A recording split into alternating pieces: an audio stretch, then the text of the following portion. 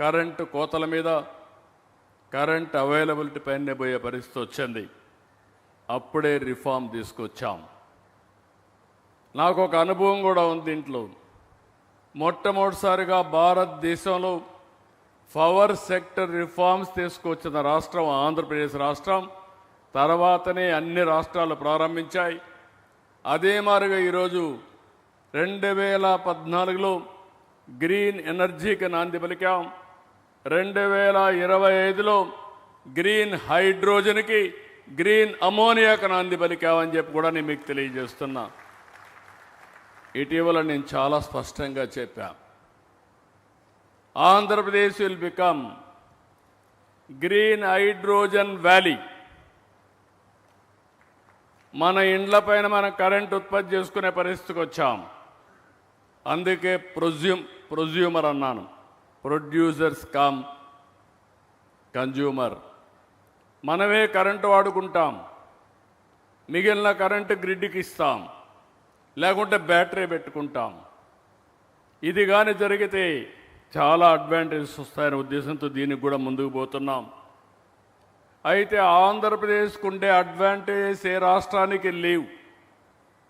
1000 కిలోమీటర్లు తీర ప్రాంతం ఉండే ఏకైక రాష్ట్రం, అందులో ఈస్ట్ కోస్ట్లో ఆంధ్రప్రదేశ్ అని చెప్పి కూడా నేను మీకు తెలియజేస్తున్నా. నాకు చాలా సంతోషం. ఏఎం గ్రీన్ కో నేను పెట్టింది ఆంధ్రప్రదేశ్ పేరు. ఏదైతే ఈస్ట్ కోస్ట్ కాబట్టి దీనికి సూర్యోదయం మన సన్ రైజ్ ఆంధ్రప్రదేశ్. తెల్లవారి నిద్రలేస్తే ఆంధ్రప్రదేశ్ నుంచే సన్ పుట్టే పరిస్థితికి వస్తుంది, ఉదయించే పరిస్థితికి వస్తుంది. అలాంటి సన్ రైజ్ ఆంధ్రప్రదేశ్లో 1000 కిలోమీటర్లు తీర ప్రాంతం ఉంటే ఒక 20 పోర్ట్లు రాబోతున్నాయి హబ్ అండ్ స్పోక్ మోడల్లో. ఇంకొక పక్క భారతదేశానికి పెద్ద అడ్వాంటేజ్ ఉంది. ఎక్కడా ప్రపంచంలో ఎండుండే దేశం ఏదంటే భారతదేశం. ఇందులో నుంచి మీరు సోలార్ ఎనర్జీ వస్తుంది, కొన్ని ప్రాంతాల్లో గాలి ఉంది, విండ్ పవర్ వస్తుంది. మూడోది నీళ్లున్నాయి, గ్రావిటీ ఉంది, పంప్డ్ స్టోరేజ్ వస్తుంది.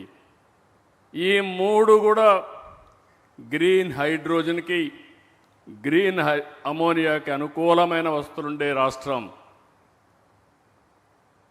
అనిల్ గారు 2016-17 ఆ ప్రాంతంలో దగ్గరికి వచ్చి, నేను పంప్డ్ స్టోరేజ్ పెడతాను సార్, మీరు అనుమతి ఇవ్వాలని కోరాడు.